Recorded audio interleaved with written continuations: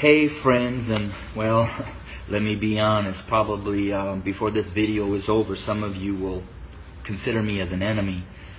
But I wanted to share a couple minutes about my thoughts, not only on the tragedies that we have been experiencing over these past months, and especially these last couple of days with the shootings of our black men, but what I'm coming to learn over my 23-year journey of being a white man, living and ministering amongst my black family here in several inner cities of Chicago.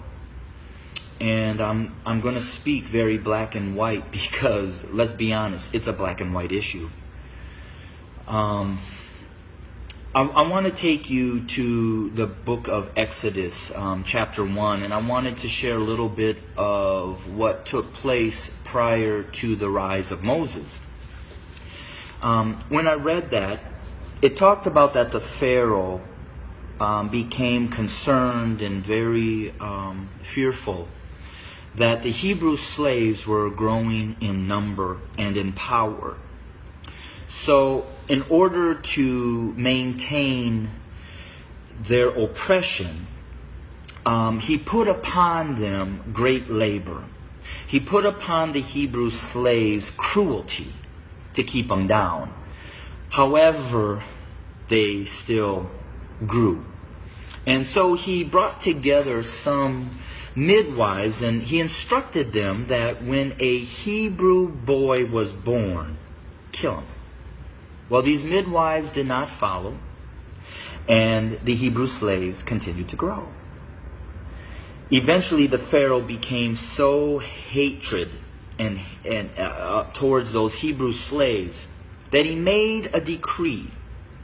He put out an order that male baby boy Hebrew slaves were to be killed by casting them into the Nile River. Let's look at America. We brought blacks into this country as slaves. We never intended them to be anything other than a slave. But they began to grow in number and in power, and eventually they fought their way to some freedom. So we became even more cruel. And to keep our black Americans down, we lynched. But yet they rose. So then we used the welfare system, the criminal justice system, to keep them down, to contain them, to destroy them. But yet they rose, and they're rising.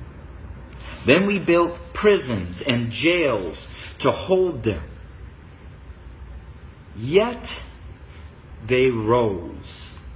And so now we are doing exactly what the Pharaoh did at the end, sending out a decree: kill them. So until we admit that when we wrote this Constitution that all men are created equal, that we never intended to include our black brothers and sisters, our nation may end up facing exactly what the Egyptians faced when they refused to let God's people go.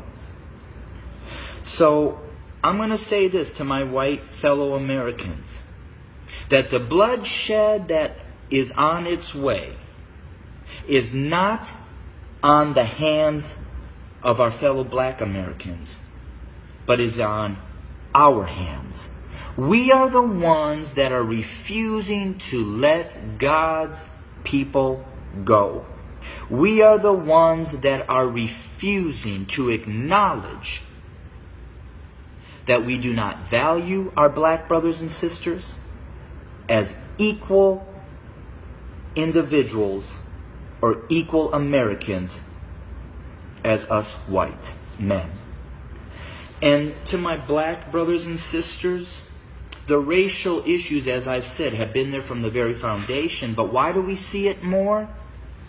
Because there's a shifting. See, us white men have been at the head since the foundation. But we've had a black president. And you know, we've done everything in our power to keep him from really changing things. Now we have another minority rising to the top, a white female. What does that say? Those of us who are white men who have been at the head are now starting to see and fear that we are going to become the tail. And we know what we've done to you. And so now we're fearful that you're going to do to us what we have done to you. But I will say this. I've lived in a black community for 23 years. I've never been treated the way that this country has treated my black Americans. So I call out my white Americans to say we better heed, repent, acknowledge, and change. Because if we don't, I just want to again say this. The bloodshed that we will experience is on our hands, not the hands of our fellow black Americans. I welcome your comments. I welcome your feedback. Hit me up on Facebook or go to my webpage at www.studio2911.org. Again, that's studio2911.org. I don't necessarily know the answer, except for us white Americans need to repent, acknowledge the lies that we have taught, acknowledge our value system of equality. It is not here, and it does not include our black brothers and sisters. And we need to change, and we need to change now. Thanks for your time. Bless you.